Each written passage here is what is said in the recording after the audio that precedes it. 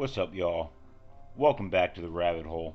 Want to holler at y'all real quick about the zombie apocalypse, which we are in the midst of. Now, you might want to ask, what is a zombie and what is an apocalypse? I'm going to tell you real quick. When I say zombie, I'm not talking about the animated Dead. I'm not talking about the undead, any sort of dead creature walking about. What I'm talking about is a company, business that is not operating at a profit. Now, a lot of businesses do that for a while. They borrow some money, take some losses, get it going. We're talking about companies that for long periods of time have only been surviving off of revolving debt. Um, Investment money.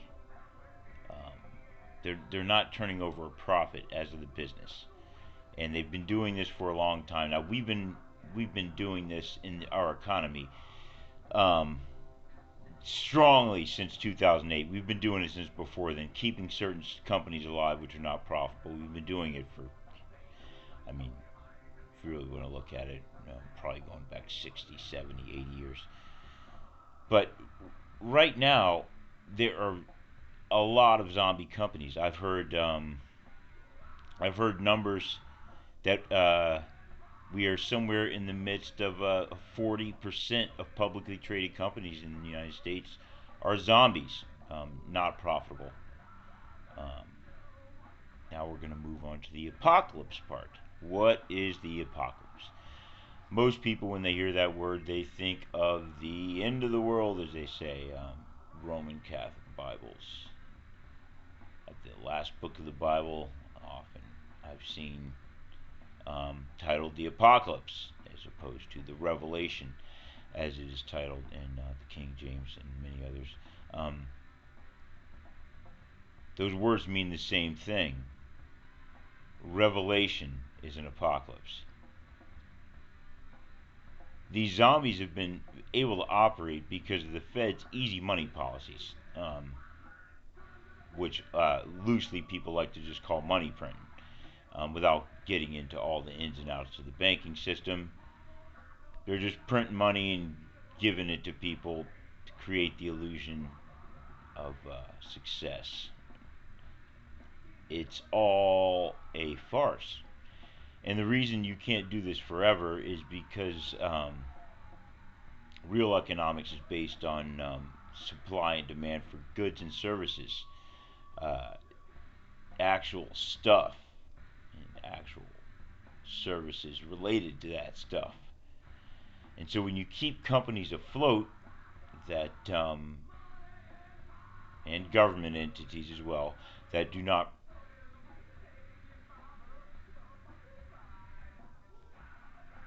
help produce this stuff, provide the goods and services, then it creates more demand because these people certainly suddenly have money to buy this stuff and these services.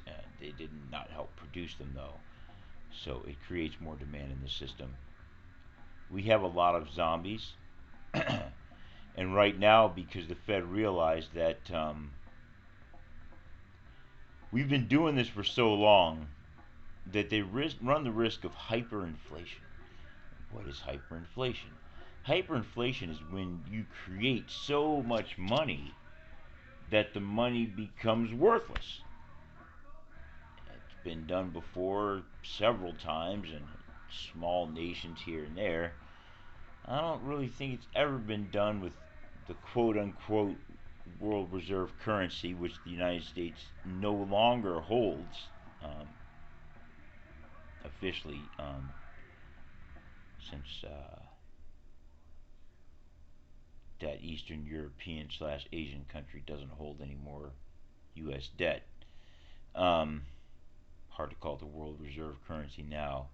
But this has never happened before, where this world reserve currency has been hyperinflated. Um, the Fed is scared shitless right now that they have hyperinflated the dollar, um, or they're very close to doing so.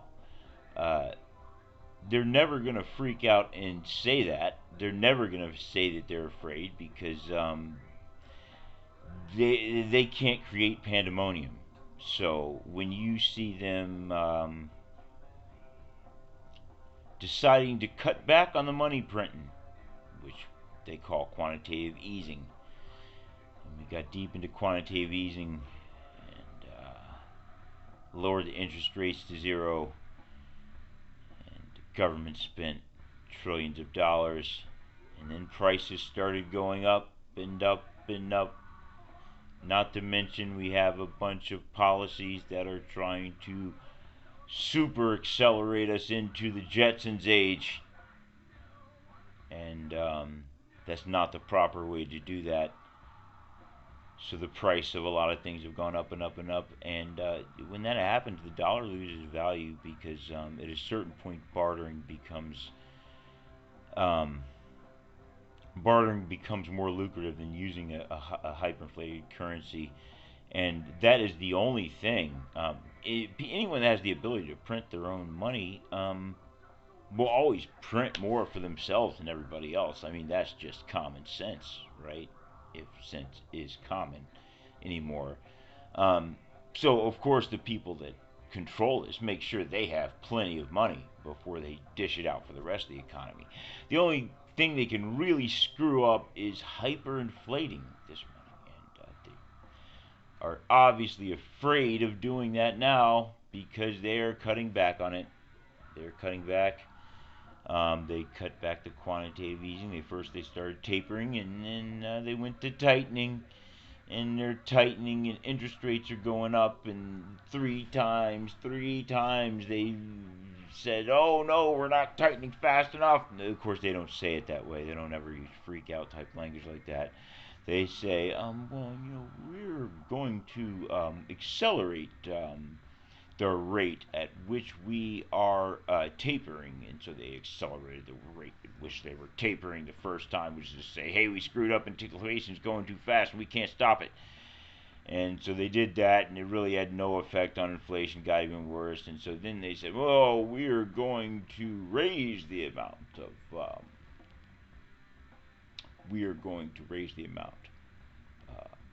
of basis points that we raise the interest rates by. Instead of doing 25 basis point hikes, we will raise them to 50. Number two, we screwed up. We screwed up, man. Inflation's not going down. We need to get this under control fast before we all look like a bunch of jackasses. Then third, they did it again. 75 point basis 75 basis point hike this last time. I still really don't think this number is going to be big enough again. They might go to a full point after the next CPI. As Milton Friedman said, the monetary policy takes 6 to 18 months to kick in, and the effects of it to be felt. So they're already way behind the eight ball. They're trying to get inflation under control. We wanted 2%. They say it's at 8. The real inflation number is somewhere around 16.5. So, with all this inflation and the fact that the Fed is cutting back on the money printing, let's say the money printing, just to keep it quick, and all these zombie companies that need to borrow money are not going to be able to borrow money at the rate they're doing it. Now, before it used to hit the banks first. That's what happened before. Hit the banks, and they had this little thing called the repo market where I'm sure to borrow from you. Chase, you can borrow from Bank of America. Bank of America borrow from Wells Fargo. Wells Fargo borrow from Citibank, whatever, back and forth. And they just roll this money over back and forth because banks loan each other stupid amounts of money anyway, and it's not really kept track of, like, honestly. But at a certain point, the rubber meets the road and it falls apart. So that's what happened before. Fed had to step in and back it up. So the Fed created a pawn shop. They call it the Standing Repo Facility, I think is the name of it. So the Fed created a pawn shop for these banks that need to pawn off their assets, mainly treasuries. They can pawn them off at the Fed for a little while and get some money and take care of business and get it back the next day. And so that's $2 trillion worth. I think I might have mentioned that before. But at any rate, that's saving the banks. There's no zombie company uh, repo facility to where zombie companies can just continually borrow money indefinitely. So they're being exposed right now. The crypto market, which was a zombie, the crypto, well, not the market itself doesn't not make money. I mean, Coinbase makes money. Some of these other firms that trade and deal in crypto make money. Um, but because, I mean, outside of remittances, now Bitcoin is used for remittances, and I think that the remittances actually do give it a value. But outside of that, there was no real intrinsic value in this stuff. It was speculation on the underlying technology, which is unproven, which we've seen that before in the dot-com bubble. And it happened again, and those zombies were exposed hard. And many of those cryptos are very low. Right now, the ones that got exposed big time the most were the people that were leveraging out and loaning on Bitcoin, all that kind of stuff. I mean, that's like loaning money on magic cards. Honestly, I mean, I don't think it's a good idea. Beanie Babies, Furbies, you name it. But I mean, that bubbles get created, hype gets created. That's just part of human nature. But those zombies were exposed. But they're not the only zombies out there. They were just the top of the bubble. But there's lots of other zombies out there, and they will all be revealed. Maybe not all of them. Some will be slick and make it out of it. Some will completely resurrect and regain full life and become profitable. But a lot will be exposed. A lot will be exposed in this zombie apocalypse. And I know a lot exist. I've worked for several zombie companies. Not trying to get the job done. You work there, more people are concerned with playing around on their phone, or goofing off in the back, things like that. The time has come for them to be exposed. The Fed is afraid of hyperinflating the dollar. They can't have that. So the zombies out there that have been living off of just easy money from investment groups, SPACs, things like that, I think the time has come, and we will see the conclusion of the zombie apocalypse.